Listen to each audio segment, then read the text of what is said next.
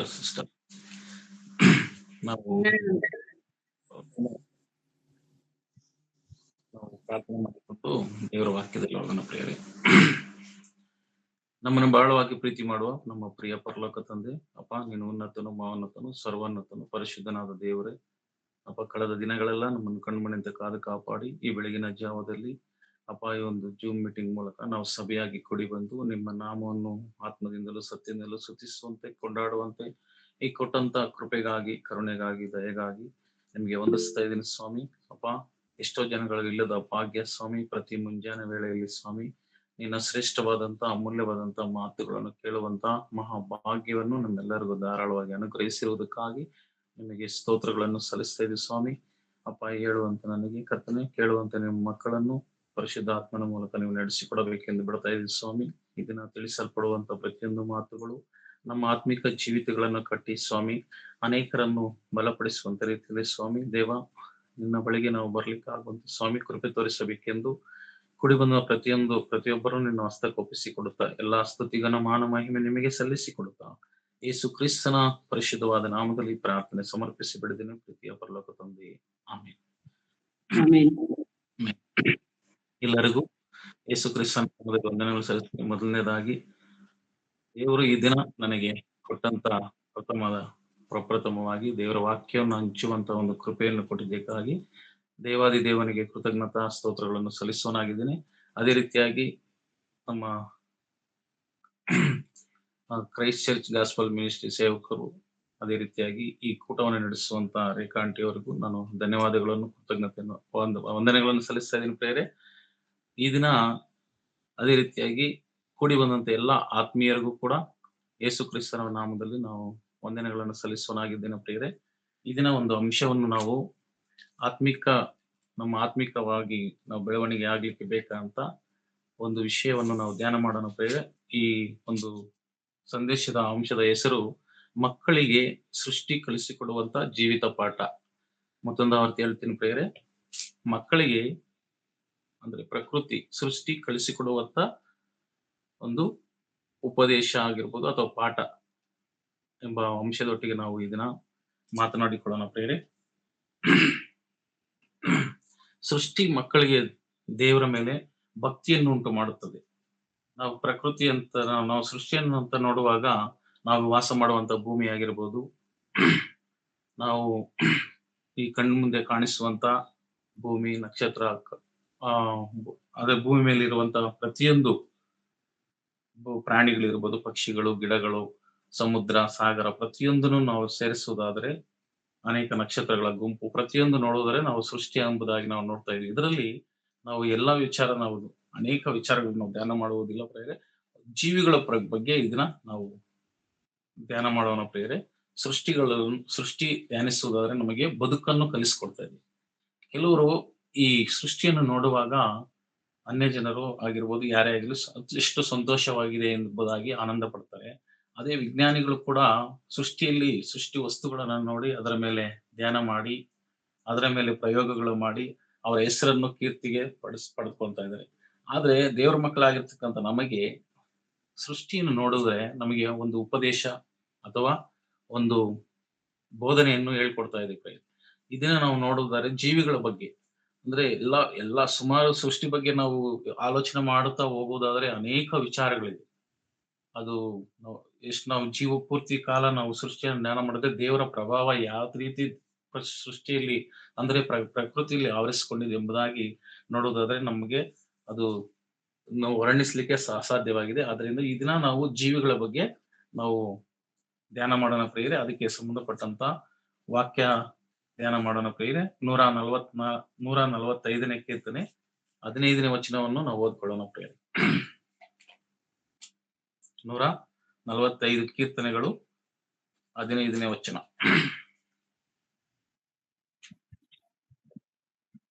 ಯೆಹೋವನೇ, ಎಲ್ಲ ಜೀವಿಗಳ ಕಣ್ಣುಗಳು ನಿನ್ನನ್ನೇ ನೋಡುತ್ತವೆ, ನೀನು ಅವುಗಳಿಗೆ ಹೊಟ್ಟೆಗೆ ಆಹಾರ ಕೊಡುತ್ತವೆ. ಇಲ್ಲಿ ದೇವರ ವಾಕ್ಯ ಕೀರ್ತನಕಾರನ ಹೇಳ್ತಿದ್ದಾನೆ, ಯೆಹೋವನೇ ಎಲ್ಲಾ ಜೀವಿಗಳ ಕಣ್ಣುಗಳು ನಿನ್ನನ್ನೇ ನೋಡುತ್ತವೆ.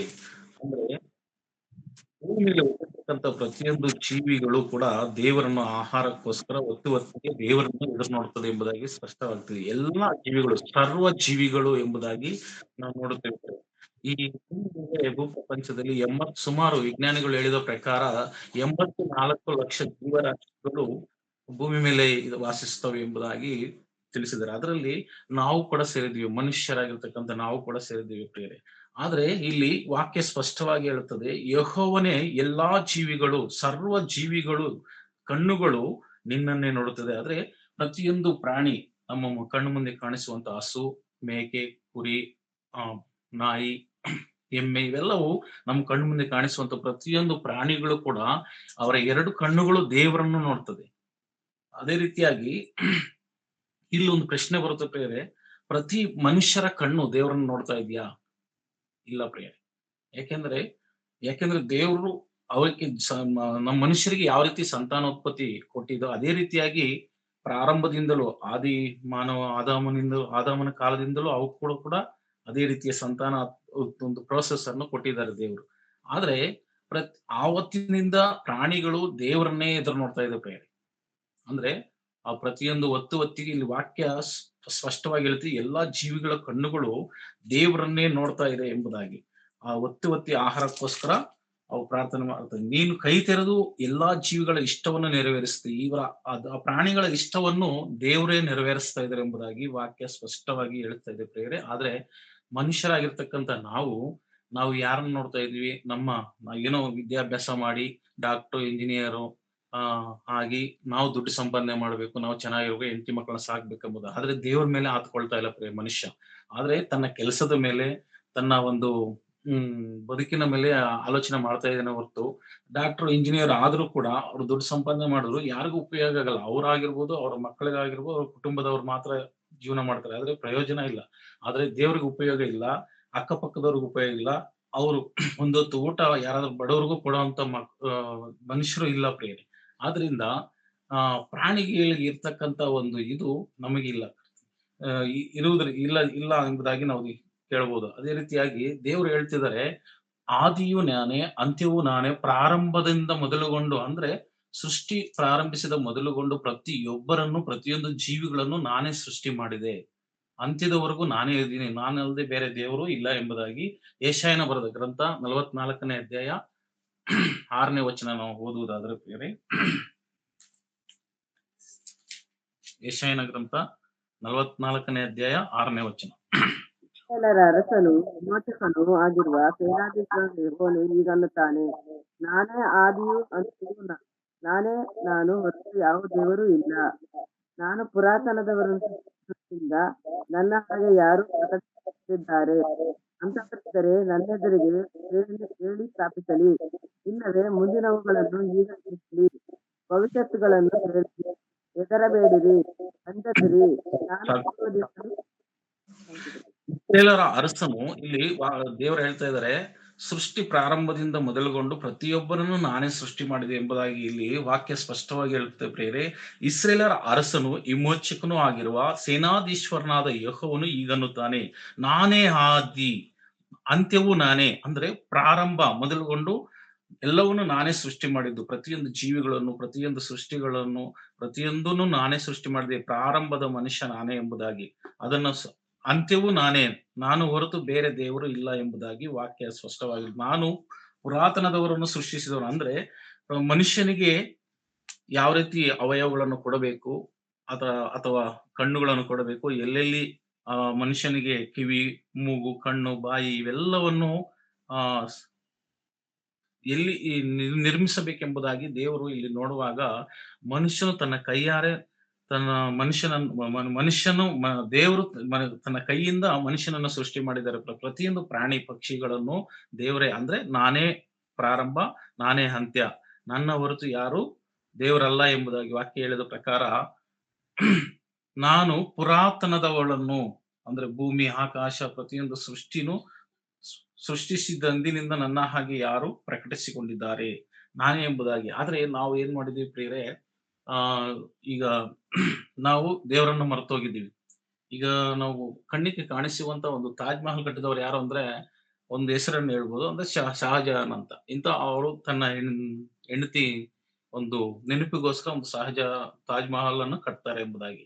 ಅದೇ ಒಂದು ಚಾರ್ಮಿನಾರ್ ಕಟ್ಟಿದವರು ಯಾರಂದ್ರೆ ಕುತುಬ್ ಶಾ ಎಂಬುದಾಗಿ ನಾವು ಹೇಳ್ತೀವಿ. ಇದೇ ವಿಧಾನಸೌಧನ ಕಟ್ಟಿದವರು ಯಾರಂದ್ರೆ ಕೆಂಗಲ್ ಹನುಮಂತಯ್ಯ, ಅಥವಾ ಬೆಂಗಳೂರು ಪ್ರಾಂತವನ್ನು ಕಟ್ಟಿದವರು ಯಾರಂದ್ರೆ ಕೆಂಪೇಗೌಡ ಅಂತ ಒಬ್ಬರ ಮನುಷ್ಯರ ಹೆಸರನ್ನು ಹೇಳಬಹುದು. ಆದ್ರೆ ಆಕಾಶವನ್ನು ಕಟ್ಟಿದವರು ಯಾರು ಅಂತ ಹೇಳುವಾಗ ಮನುಷ್ಯರ ಹೆಸರು ಹೇಳಕ್ಕೆ ಬರೋದಿಲ್ಲ ಪ್ರಿಯರೇ. ಆದ್ರೆ ಮನುಷ್ಯನ ಆ ಸೂರ್ಯನನ್ನು ಕಟ್ಟಿದವರು ಯಾರು? ಈ ಇಡೀ ಪ್ರಪಂಚವನ್ನು ಕಟ್ಟಿದವರು ಯಾರು? ಆದ್ರೆ ಮನುಷ್ಯನ ಕೂದಲುಗಳನ್ನು ನಿರ್ಮಿಸಿದವರು ಯಾರು? ಮನುಷ್ಯನ ಅವಯವಗಳನ್ನು ನಿರ್ಮಿಸಿದವರು ಯಾರು ಅಂದ್ರೆ ಮನುಷ್ಯನ ಹೆಸರು ಹೇಳಲಿಕ್ಕೆ ಸಾಧ್ಯ ಆಗೋದಿಲ್ಲ ಪ್ರಿಯರೇ. ಯಾಕಂದ್ರೆ ಅಲ್ಲಿ ಪ್ರತಿಯೊಂದನ್ನು ಸೃಷ್ಟಿ ಮಾಡಿದವ ದೇವರು ಎಂಬುದಾಗಿ ನಾವು ಹೇಳಬಹುದು.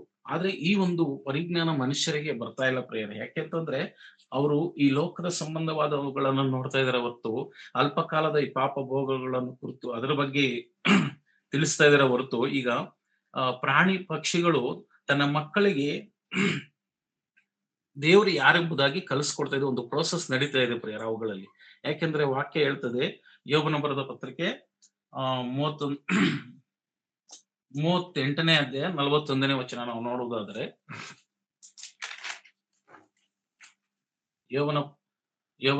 ಯೋಬನ ಬರೆದ ಪತ್ರಿಕೆ, ಯೋಬನ ಒಂದು ಗ್ರಂಥ 38ನೇ ಅಧ್ಯಾಯ 41ನೇ ವಚನ. ನಮ್ಮ ಮರಿಗಳು ಅಲೆಯುತ್ತಾ ಮರೆಯುವಾಗ ಆಹಾರವನ್ನು ಯಾರು ತಮ್ಮ ಮರಿಗಳು ಗುಟಿಕ್ಕಿಲ್ಲದೆ ಅಲಿಯುತ್ತಾ ದೇವರಿಗೆ ಮೊರೆಯಿಡುವಾಗ ಕಾಗೆಗಳಿಗೆ ಆಹಾರವನ್ನು ಯಾರು ಒದಗಿಸಿದರು ಎಂಬುದಾಗಿ ನಾವು ವಾಕ್ಯದಲ್ಲಿ ನೋಡ್ತಾ ಇದ್ದೀವಿ ಪ್ರಿಯರೇ. ಇಲ್ಲಿ ಚಿಕ್ಕ ವಯಸ್ಸಿಂದ ಪ್ರಾಣಿಗಳಿಗೆ, ಎಲ್ಲಾ ಜೀವಿಗಳು ಕೂಡ ತನ್ನ ಮಕ್ಕಳಿಗೆ ದೇವರನ್ನು ಹುಡುಕಬೇಕೆಂಬುದಾಗಿ ಕಲಿಸ್ಕೊಡ್ತಾ ಇದೆ ಪ್ರಿಯರೇ.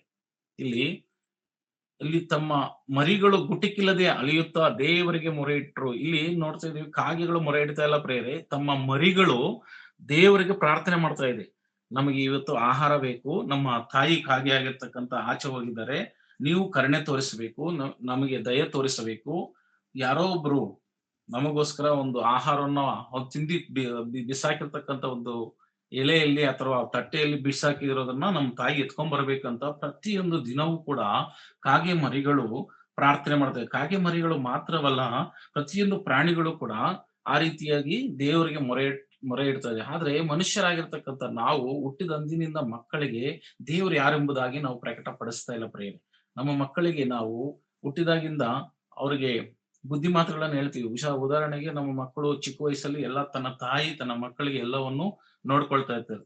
ಅಂದ್ರೆ ಬಟ್ಟೆ ಹಾಕೋದು, ಅವರಿಗೆ ಮೇಕಪ್ ಮಾಡೋದು, ತಲೆ ಬಾಚೋದು, ಸ್ಕೂಲ್ಗೆ ಹೋಗುವಾಗ ಅವರಿಗೆ ಟೈ ಕಟ್ಟೋದು, ಸಾಕ್ಸ್ ಹಾಕೋದು, ಈ ರೀತಿಯಾದ ಕಾರ್ಯಗಳನ್ನು ತನ್ನ ತಾಯಿ ಕೆಲವು ಒಂದು ಸಮಯದ ಮಿತಿವರೆಗೂ, ಅಂದ್ರೆ ಯೌವನ ಪ್ರಾಯದವರೆಗೂ ಅವು ತನ್ನ ತಾಯಿ ತನ್ನ ಮಕ್ಕಳಿಗೆ ಯಾವ ರೀತಿ ಕಾಳಜಿ ವಹಿಸ್ತದೋ ಅದೇ ರೀತಿಯಾಗಿ ಪ್ರಾಣಿಗಳಲ್ಲೂ ಕೂಡ ಈ ಪ್ರೋಸೆಸ್ ನಡೀತಾ ಇದೆ.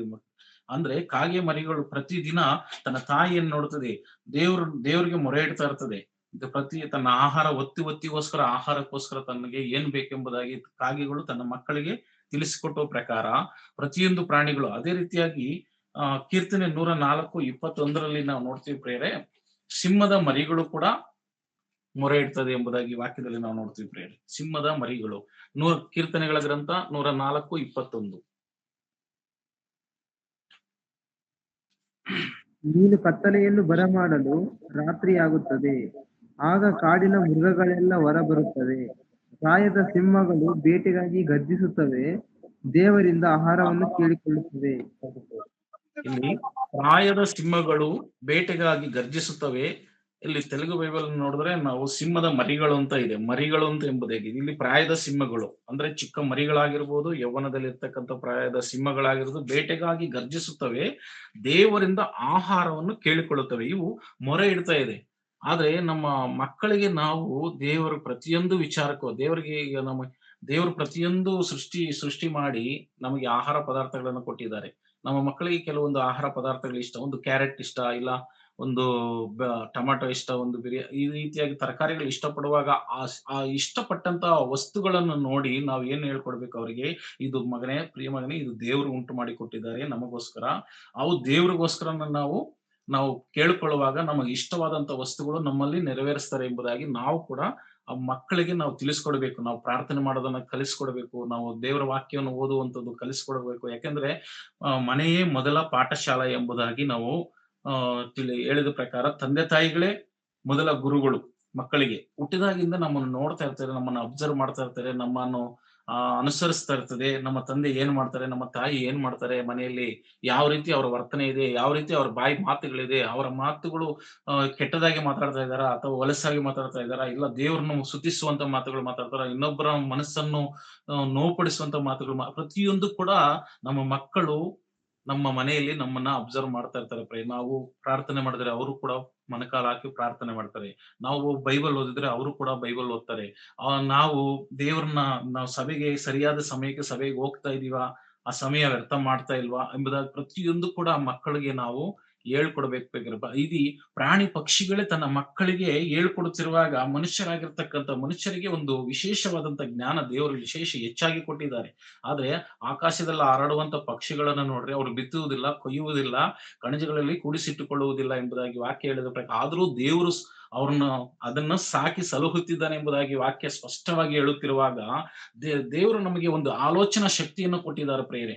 ನಾವು ಪ್ರಾರಂಭದಿಂದ ನೋಡುವಾಗ ಆದಿ ಮಾನವನ ಆದಂತ ಆದಾಮನ ಕಾಲದಿಂದ ಅದೇ ಪ್ರಾಣಿಗಳು ಅದೇ ರೀತಿಯಾಗಿದೆ. ಆದ್ರೆ ಮನುಷ್ಯನ ಜೀವಿತ ನೋಡುವುದಾದರೆ ಮನುಷ್ಯ ಅನೇಕ ವಿಧವಾಗಿ ಬೆಳವಣಿಗೆ ಆಗಿದ್ದಾನೆ ಪ್ರಿಯರೇ. ಅಂದ್ರೆ ಪ್ರಾರಂಭದ ಮನುಷ್ಯ ಯಾವ ರೀತಿ ಜೀವನ ಮಾಡ್ತಿದ್ರಂದ್ರೆ ಒಂದು ಗುಡಿಸಲಲ್ಲೋ ಒಂದು ಮರದ ಕೆಳಗಡೆನೋ ಎಲ್ಲ ಗುಡಾರಗಳಲ್ಲದೆ ಗವಿಗಳಲ್ಲೋ ಗುಡಾರಗಳಲ್ಲೋ ವಾಸಿಸಿದ್ದಾರೆ. ಆದ್ರೆ ಅವನಿಗೆ ಬುದ್ಧಿಶಕ್ತಿ ಕೊಟ್ಟಿರುವ ಕಾರಣ ಅವನಿಗೆ ಯೋಗ್ಯವಾದಂತ ಸ್ಥಳ ಯಾವುದು ಎಂಬುದಾಗಿ ಒಂದು ಟೆಂಟ್ ಹಾಕೊಂಡ, ಟೆಂಟ್ ಬೇಡ ಅಂತ ಬಿಸಾಕಿ ಮತ್ತೆ ಸೀಟ್ ಹಾಕೊಂಡ್ ಬೇಡ ಅಂದ್ರೆ ಈಗ ಸ್ಲ್ಯಾಬ್ ಮೇಲೆ ಜೀವಿಸುವಂತ ಎಷ್ಟೊಂದು ವೈಜ್ಞಾನಿಕವಾಗಿ ದೇವರು ಮನುಷ್ಯನಿಗೆ ಈ ರೀತಿಯಾದ ಆಲೋಚನೆ ಕೊಟ್ಟಿರುವಾಗ ದೇವರ ಮಕ್ಕಳೇ, ಆದ್ರೆ ಮನುಷ್ಯ ದೇವರನ್ನ ಹುಡುಕ್ತಾ ಇಲ್ಲ. ಎಷ್ಟು ಕೊಟ್ಟರು ಕೂಡ ದೇವರು ಇದೆಲ್ಲವೂ ದೇವರು ಕೊಟ್ಟಿದ್ದು, ಎಲ್ಲವೂ ದೇವರು ಮಾಡಿದ್ದು ಎಂಬ ಆಲೋಚನೆ ಮನುಷ್ಯನಿಗೆ ಇಲ್ಲ ಪ್ರಿಯರೇ. ಆದ್ರಿಂದ ಪ್ರಾಣಿಗಳಿಗಿರ್ತಕ್ಕಂತ ಬುದ್ಧಿ ಮನುಷ್ಯನಿಗೆ ಇಲ್ವಾ ಅಂತ ನೋಡುವುದಾದ್ರೆ ಖಂಡಿತವಾಗೂ ಇಲ್ಲ ಅಂತೀವಿ. ಅದೇ ರೀತಿಯಾಗಿ ಆತ್ಮೀಯರು ಕೂಡ ಸಭೆಯ ವಿಚಾರದಲ್ಲಿ ಆಗಿರ್ಬೋದು, ಪ್ರಾರ್ಥನೆ ವಿಚಾರದಲ್ಲಿ ಆಗಿರ್ಬೋದು, ನಾವು ದೇವರ ಕಡೆ ಹೆಚ್ಚಾಗಿ ಗಮನ ಕೊಡ್ತಾ ಇಲ್ಲ ಪ್ರಿಯರೇ. ಆದ್ರೆ ಎಲ್ಲ ಜೀವಿಗಳು ಆಹಾರ ಎಲ್ಲಾ ಜೀವಿಗಳಿಗೂ ಆಹಾರ ಕೊಡ್ತಾ ಇರೋದು ದೇವರೇ ಎಂಬುದಾಗಿ ಜೀವಿಗಳಿಗೆ ಗೊತ್ತಾಗಿದೆ. ಅವು ಒಂದು ಅವು ಎಲ್ಲಾ ಜೀವಿಗಳಿಗೂ 136ನೇ ಕೀರ್ತಿ 25ನೇ ವಚನದಲ್ಲಿ ಕೂಡ ಎಲ್ಲಾ ಜೀವಿಗಳಿಗೂ ಆಹಾರ ಕೊಡುವ ಆತನೇ, ನಿನಗೆ ಸ್ತೋತ್ರ, ಆತನ ಕೃಪೆ ಶಾಶ್ವತವಾದುದು ಎಂಬುದಾಗಿ ಹೇಳ್ತೇವೆ.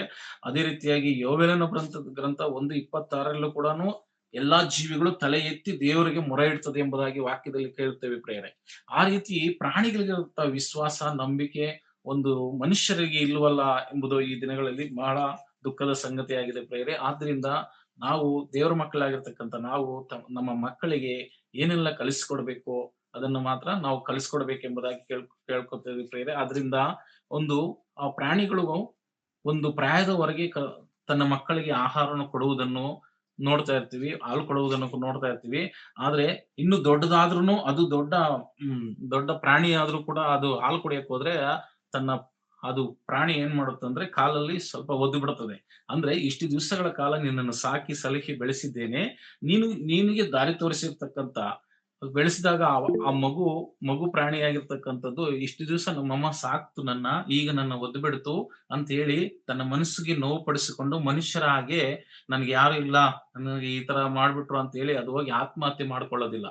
ಆದ್ರೆ ಅದು ಚಿಕ್ಕ ವಯಸ್ಸಿಂದ ತನ್ನ ತಾಯಿಯನ್ನ ತನ್ನ ಪ್ರಾಣಿಗಳನ್ನ ನೋಡಿ ಕಲಿತ ಹಾಗೆ ನಾನು ದೇವರಿಗೆ ಮೊರೆ ಇಡಬೇಕು, ನಾನು ದೇವರನ್ನೇ ನೋಡಬೇಕು, ದೇವರ ಮೂಲಕ ನಾನು ಬದುಕಬಲ್ಲೆ ಎಂಬ ಆಲೋಚನೆಯಿಂದ ತನ್ನ ಬದುಕನ್ನು ಕಟ್ಟಿಕೊಳ್ಳುವಂತದ್ದು ನಾವು ನೋಡ್ತಾ ಇದೀವಿ ಪ್ರೇರೆ. ಆದ್ರೆ ಮನುಷ್ಯರು ಇವಾಗ ಒಬ್ಬಂಟಿಗರಾಗಿದ್ದಾರೆ. ನಮ್ಮ ಫ್ಯಾಮಿಲಿಯಲ್ಲಿ ನಮ್ಮನ್ನ ಯಾರು ನೋಡಲ್ಲ, ನಮ್ಮನ್ನ ಯಾರು ಮಾತಾಡ್ಸಲ್ಲ, ನಮ್ಗೆ ಯಾರು ಇಲ್ಲ, ನಮಗೆ ಸಹಾಯ ಮಾಡೋರು ಯಾರು ಇಲ್ಲ, ನಮ್ಮನ್ನು ಗಮನಿಸೋರು ಯಾರಿಲ್ಲ ಅಂತೇಳಿ ಎಷ್ಟೋ ಜನಗಳು ತನ್ನ ಮನಸ್ಸಲ್ಲಿ ಕುಂಗಿ ಹೋಗಿ ತನ್ನ ಬದುಕನ್ನು ಹಾಳು ಮಾಡಿಕೊಳ್ಳುವಂತ ಸಂದರ್ಭಗಳು ಭೂಮಿ ಮೇಲೆ ನಾವು ನೋಡ್ತಾ ಇದೀವಿ ಪ್ರೇರೆ. ಆದ್ರಿಂದ ಮನುಷ್ಯರಿಗೂ ಪ್ರಾಣಿಗಳು ಇರ್ತಕ್ಕಂಥ ವ್ಯತ್ಯಾಸಗಳು ನೋಡುವುದಾದ್ರೆ ನಾವು ಬೈಬಲ್ ದೇವರು ಸತ್ಯವೇದದಲ್ಲಿ ಅಷ್ಟು ಸ್ಪಷ್ಟವಾಗಿ ಬರೆಸಿದ್ದಾರೆ ಪ್ರೇರೆ. ಅದು ಒಂದು ಸಂದರ್ಭವನ್ನು ನಾವು ನೋಡುವುದಾದ್ರೆ ಮೋಸೆ ಮತ್ತು ಆರೋನರು ಐಗುಪ್ತ ದೇಶದಿಂದ ಅಂದ್ರೆ ಫರೋಹನ ಒಂದು ಅರಮನೆಯಿಂದ ಫರೋಹನ ಒಂದು ದೇಶದಿಂದ ಇಸ್ರೇಲರನ್ನು ಕರೆದುಕೊಂಡು ಬರುವಂತ ಸಮಯದಲ್ಲಿ ದೇವರು ಅನೇಕವಾದಂತಹ ಅದ್ಭುತಗಳು ಕಾರ್ಯಗಳು ಅಲ್ಲಿ ನಡೆಸ್ತಾರೆ. ಅಂದ್ರೆ ಅದರಲ್ಲಿ ನೀರು ರಕ್ತ ಆಗುವಂತದ್ದು, ಮಿಡತೆಗಳು ಆ ಒಂದು ಅರಮನೆಯನ್ನು ಆವರಿಸಿಕೊಳ್ಳುವಂಥದ್ದು, ಏಣುಗಳು ಬರುವಂತದ್ದು, ಅದೇ ರೀತಿಯಾಗಿ ಅದರಲ್ಲಿ ಮತ್ತೆ ಕಪ್ಪೆಗಳು ಆ ಮನೆಯನ್ನು ತುಂಬಿಕೊಳ್ಳುವಂತದ್ದು ನಾವು ನೋಡ್ತೀವಿ ಪ್ರೇರೆ. ಆ ಒಂದು ಸಂದರ್ಭವನ್ನು ನಾವು ನೋಡುವುದಾದ್ರೆ ವಿಮೋಚನ ಕಂಡ 8ನೇ ಅಧ್ಯಾಯ 3ನೇ ವಚನ. ವಿಮೋಚನ ಕಾಂಡ 8ನೇ ಅಧ್ಯಾಯ 3ನೇ ವಚನ ನೋಡೋಣ ಪ್ರಿಯರೇ. ಸಂಖ್ಯೆಯಲ್ಲಿ ಹುಟ್ಟುವವು, ಅವು ಮರೆತು ಬಂದು ನಿಮ್ಮ ಅರಮನೆಯಲ್ಲಿ ಮಲಗುವ ಕೋಣೆಯಲ್ಲಿಯೂ ಮಂಚದ ಮೇಲೆಯೂ ಬರುವುದಲ್ಲದೆ ನಿನ್ನ ಪರಿವಾರದವರ ಮನೆಗಳಲ್ಲಿಯೂ ನಿನ್ನ ಪ್ರಜೆಗಳ ಮೇಲೆಯೂ ಒಲೆಗಳಲ್ಲಿಯೂ ಓಕೆ ನಾವೇ ಓದ್ತಿದ್ವಿ. ಆಯ್ತು ಪ್ರಿಯರೇ. ಈಗ ಇಲ್ಲಿ ಒಂದು ಸಂದರ್ಭ ನಾವು ನೋಡುವುದಾದ್ರೆ ಕಪ್ಪೆಗಳು ಆಲೋಚನೆ ಮಾಡೋಣ ಪ್ರಿಯೆ. ಕಪ್ಪೆಗಳು ಸಾಮಾನ್ಯವಾಗಿ ಮಳೆಗಾಲದಲ್ಲಿ ಒಂದು ಕಪ್ಪೆಗಳನ್ನು ನಾವು ನೋಡಿದ್ವಿ ಅಲ್ಲೋ, ಎಷ್ಟೋ ಜನ ನೋಡಿದೀರಾ. ಅವು ಮಳೆ ಬರುವಂತ ಸಮಯದಲ್ಲಿ ಊರಿನಿಂದ ಆಚೆ ಒಂದು ಕೆರೆನೋ ಒಂದು ಕುಂಟೆನೋ ಆ ಒಂದು ಸ್ಥಳದಲ್ಲಿ ಅವುಗಳನ್ನ ನಾವು ನೋಡ್ತೀವಿ. ಅದರ ಒಂದು ಸೌಂಡ್ ವಟ ಅನ್ನೋದು ಆಗಿರ್ಬೋದು, ಒಂದು ವಿಶೇಷವಾದ ಆತರ ನಾವು ನೋಡಿರ್ತೀವಿ ಪ್ರೇರಿ. ಇಲ್ಲಿ ದೇವರು ಅವುಗಳಿಗೆ ಹುಟ್ಟಿಸಿದ್ರೆ ಅವು ಹುಟ್ಟುತ್ತವೆ, ಆಹಾರ ಕೊಟ್ರೆ ತೆಗೆದುಕೊಳ್ತವೆ.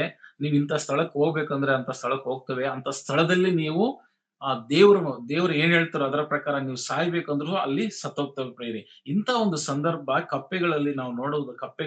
ಕಪ್ಪೆಗಳಂದ್ರೆ ಎಲ್ಲರೂ ಕಪ್ಪೆಗಳಂದ್ರೆ ನೋಡಿದಿರಲ್ಲ ಎಲ್ಲರೂ. ಆ ಕಪ್ಪೆಗಳು ಇಲ್ಲಿ ನೈಲ್ ನದಿಯಲ್ಲಿ, ಅಂದ್ರೆ ಐಗುಪ್ತ ದೇಶದ ಪಕ್ಕದಲ್ಲಿ ಅಲ್ಲಿ ಫರೋಹನ್ ಇದ್ದಾನೆ. ಫರೋಹನ್ ಪಕ್ಕದಲ್ಲಿ ಅವನ ಪರಿವಾರದವರು ಇದ್ದಾರೆ.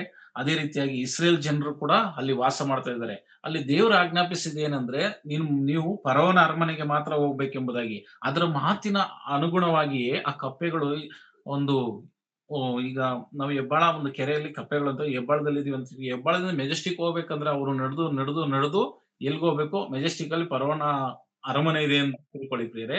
ಅಲ್ಲಿಗೆ ಹೋಗ್ಬೇಕು. ಅವಿಗೆ ನಡೆಸಿದವ್ರು ಯಾರಿಗೆ? ಒಂದು ಮೇಕೆ ಮಂದಿಯನ್ನು ಒಂದ್ ಕಡೆಯಿಂದ ಒಂದ್ ಕಡೆಗೆ ನಾವು ನಡೆಸಬೇಕಾದ್ರೆ ಅದೊಂದ್ ಕಡೆ ಇದೊಂದ್ ಕಡೆ ಹೋಗ್ತದೆ. ಆದ್ರೆ ದೇವ್ರ ಮಾತಿಗೆ ವಿಧೇಯರಾಗಿ ಆ ಕಪ್ಪೆಗಳು ಅದೇ ಫರೋಹನ ಮನೆಗೆ ಎಲ್ಲೆಲ್ಲಿ ಹೋಗ್ಬೇಕಂತ ಹೇಳಿದ್ರು, ಅಂದ್ರೆ ಅವನು ಮಲಗಿರ್ತಾನೆ, ಮಂಚದ ಮೇಲೆ ಹೋಗ್ಬೇಕು. ಅವನ್ನ ಮಲಗಕ್ ಬಿಡಬಾರ್ದು ಫರೋಹನ್ನ. ನೀವು ಅಲ್ಲೋಗಿ ಅವನ್ನ ಡಿಸ್ಟರ್ಬ್ ಮಾಡ್ಬೇಕು. ಒಂದಲ್ಲ ಎರಡಲ್ಲ, 100 ಸಾವಿರಾರು ಕಪ್ಪೆಗಳು ಅಲ್ಲಿ ಉದ್ಭವ ಆಗಿರೋದನ್ನ ನಾವು ನೋಡ್ತೀವಿ ಪ್ರೇರ. ವಾಕ್ಯದಲ್ಲಿ ನಾವು ನೋಡಿದ ಪ್ರಕಾರ ಅಲ್ಲಿ ಅವ್ರು ಬರೀ ಮಂಚದ ಮೇಲೆ ಅಲ್ಲ, ಅವನ ಬೆಡ್ರೂಮ್ ಅಲ್ಲಿ ಮತ್ತೆ ಬಾತ್ರೂಮ್ ಅಲ್ಲಿ ಮತ್ತೆ ಅದರಲ್ಲಿ ಅಡಿಗೆ ಮನೆಯಲ್ಲಿ ಪ್ರತಿಯೊಂದು ಡಬ್ಬಿಗಳಲ್ಲಿ ತುಂಬಿಕೊಳ್ಬೇಕೆಂಬುದಾಗಿ ದೇವರು ಆಜ್ಞೆ ಕೊಟ್ಟಾಗ ಅವು ಅದೇ ಆ ರೀತಿಯಾಗಿ ನಾವು ನೋಡ್ತೀವಿ ಪ್ರೇರೆ. ಅದೇ ರೀತಿ ಅದೇ ವಾಕ್ಯದಲ್ಲಿ ಮೋಸೆ ಅಸಂಖ್ಯವಾಗಿ ಕಪ್ಪೆಗಳು ಹುಟ್ಟಿದವು, ಅವು ಹೊರಟು ಬಂದು ನಿನ್ನ ಅರಮನೆಯಲ್ಲಿಯೂ ಮಲಗುವ ಕೋಣೆಯಲ್ಲಿಯೂ ಮಂಚದ ಮೇಲೆಯೂ ಬರುವುದಲ್ಲದೆ ನಿನ್ನ ಪರಿವಾರದವರ ಮನೆಗಳಲ್ಲಿಯೂ ನಿನ್ನ ಪ್ರಜೆಗಳ ಮೇಲೆಯೂ ಒಲೆಗಳಲ್ಲಿಯೂ ಇಟ್ಟು ನಾದುವ ಕೋಣೆಗಳಲ್ಲಿಯೂ ಬರುವವು ಎಂಬುದಾಗಿ ಇಲ್ಲಿ ವಾಕ್ಯ ನಾವು ನೋಡುವ ಪ್ರಕಾರ ಈ ರೀತಿಯಾಗಿದೆ. ಇವಾಗ ಯಾರು ಬುದ್ಧಿ ಹೇಳ್ತಾ ಇದಾರೆ ಅಂತ ನೋಡುವಾಗ ದೇವರೇ ಹೇಳ್ತಾ ಇದಾರೆ ಪ್ರಿಯರೇ. ಆದ್ರೆ ಇಲ್ಲಿ ನಾವು ಅದೇ ರೀತಿಯಾಗಿ 104ನೇ ಕೀರ್ತನೆ 27-29ನೇ ವಚನ ನೋಡುವುದಾದರೆ ಪ್ರಿಯರೇ, 104ನೇ ಕೀರ್ತನೆ 27-29.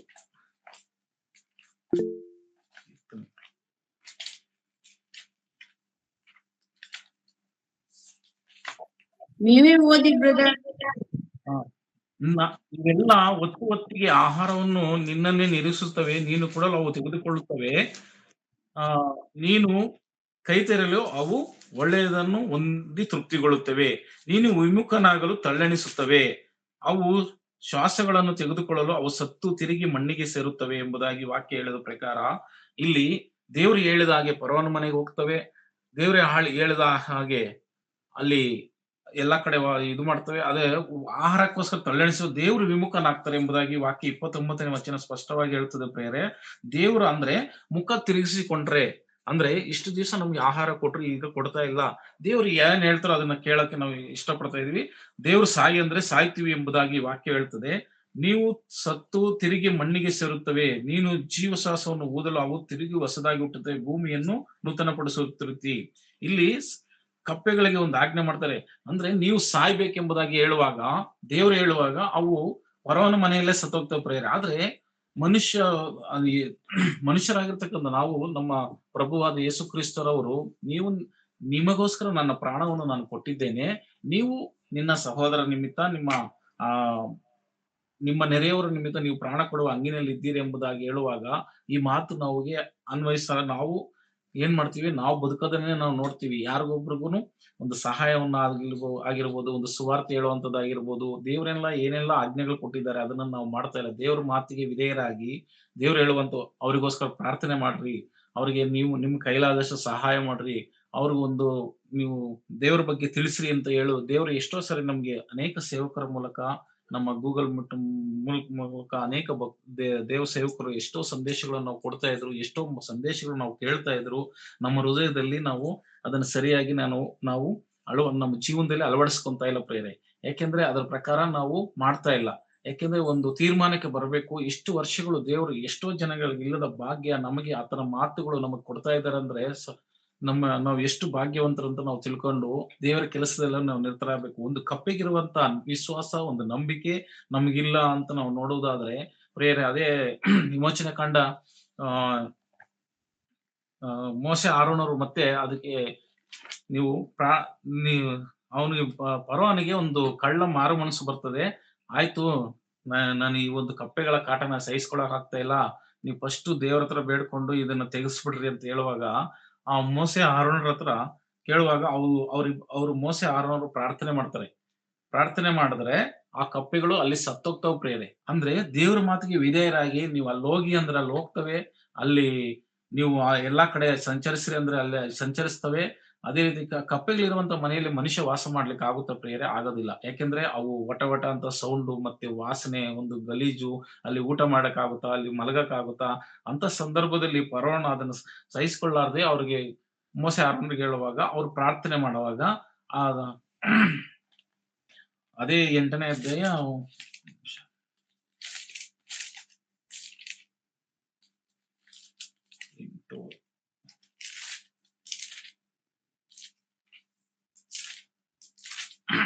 8ನೇ ಅಧ್ಯಾಯ 12ನೇ ವಚನ.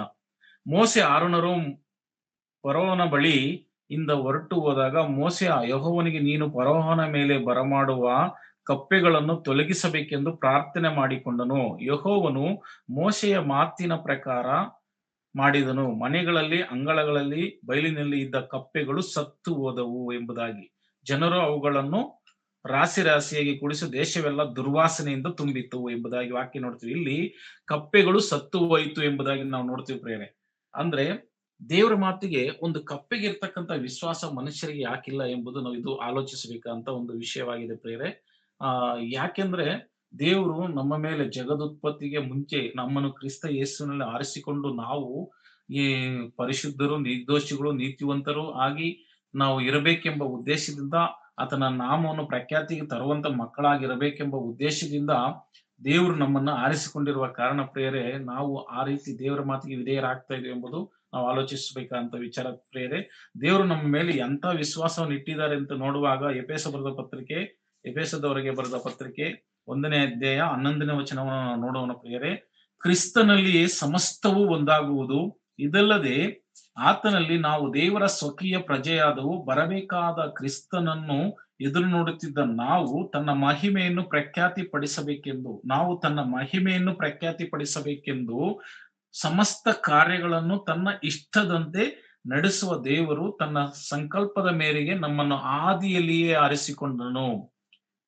ಇಲ್ಲಿ ದೇವರು ಸ್ಪಷ್ಟವಾಗಿ ತನ್ನ ಮನಸ್ಸಿನ ಅರ್ಥವನ್ನು ಹೇಳ್ತಾ ಇದ್ದಾರೆ ಪ್ರೇರೆ. ನಮ್ಮನ್ನು ಆರಿಸಿಕೊಂಡಂತ ಉದ್ದೇಶ, ನಮ್ಮನ್ನು ಹುಟ್ಟಿಸಿದಂತ ಉದ್ದೇಶ, ಆತನ ಸಂಕಲ್ಪಗಳು, ಆತನ ನಾಮವನ್ನು, ಯೇಸು ಕ್ರಿಸ್ತರ ನಾಮವನ್ನು ನಾವು ಪ್ರಖ್ಯಾತಿಗೆ ತರಬೇಕೆಂದು, ಮಹಿಮೆಗೆ ತರಬೇಕೆಂದು ಸಮಸ್ತ ಕಾರ್ಯಗಳನ್ನು ತನ್ನ ಇಷ್ಟದಂತೆ ನಡೆಸುವ ದೇವರು ತನ್ನ ಸಂಕಲ್ಪದ ಮೇರೆಗೆ ನಮ್ಮನ್ನು ಆದಿಯಲ್ಲೇ ಆರಿಸಿಕೊಂಡರು ಎಂಬುದಾಗಿ ಆ ದೇವರ ವಾಕ್ಯ ಸ್ಪಷ್ಟಪಡಿಸ್ತಾ ಇದೆ ಪ್ರಿಯರೇ. ನಾನು ನೀವು ಅಂದುಕೊಂಡ್ರೆ ನಮಗೆ ಜನ್ಮ ಬಂದಿಲ್ಲ ಪ್ರಿಯರೇ. ನಮ್ಮ ಅಪ್ಪ ಅಮ್ಮ ಅಂದ್ಕೊಂಡ್ರೆ ನಮ್ ಜನ್ಮ ಬಂದಿಲ್ಲ ಪ್ರಿಯರೇ.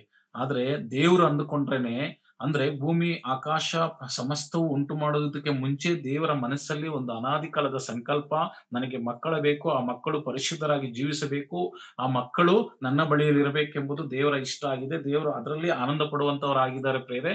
ಆದ್ರಿಂದ ಇಲ್ಲಿ ವಾಕ್ಯ ಇಷ್ಟು ಸ್ಪಷ್ಟವಾಗಿ ಹೇಳ್ತದೆ ಅಂದ್ರೆ, ಆ ನಾವು ಕ್ರಿಸ್ತನಲ್ಲಿ ಸಮಸ್ತವೂ ಒಂದಾಗಬೇಕು, ಇದಲ್ಲದೆ ಆತನಲ್ಲಿ ನಾವು ದೇವರ ಸ್ವಕೀಯ ಪ್ರಜೆಯಾದವು. ಇವೆಲ್ಲವೂ ದೇವರ ನೆನಪಿಗೆ ಬರ್ತಾ ಇದೆ.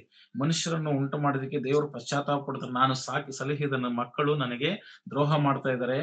ಆದ್ರೆ ನಾನು ಈ ಮಕ್ಕಳಿಗೆ ಎಷ್ಟು ಸರಿ ಕರುಣೆ ಮಾಡಿದ್ರು, ಎಷ್ಟು ಪ್ರೀತಿ ಮಾಡಿದ್ರು, ಇವರು ಎರಡು ಕೈ ಚಾಚಿ ಕರಿತಾ ಇದ್ದಾರೆ. ಆದ್ರೂ ದೇವರು ಮನುಷ್ಯರು ಮನಮರಿಗೆ ಮಕ್ಕಳ ತಂದೆಯ ಬಳಿಯಲ್ಲಿ ಬರ್ತಾ ಇಲ್ಲ. ಸಾಧಾರಣವಾಗಿ ನಾವು ನೋಡುವುದಾದ್ರೆ ಈ ರೀತಿಯಾದಂತ ಕಾರ್ಯಗಳು ಎದುರು ನೋಡ್ತಾ ಇದ್ದಾರೆ. ಕ್ರಿಸ್ತನು ಮೊದಲೇ ನಮ್ಮ ಮೇಲೆ ಒಂದು ನಿರೀಕ್ಷೆಯನ್ನು ಇಟ್ಟಿದ್ದಾರೆ, ಒಂದು ಭರವಸೆಯನ್ನು ಇಟ್ಟಿದ್ದಾರೆ.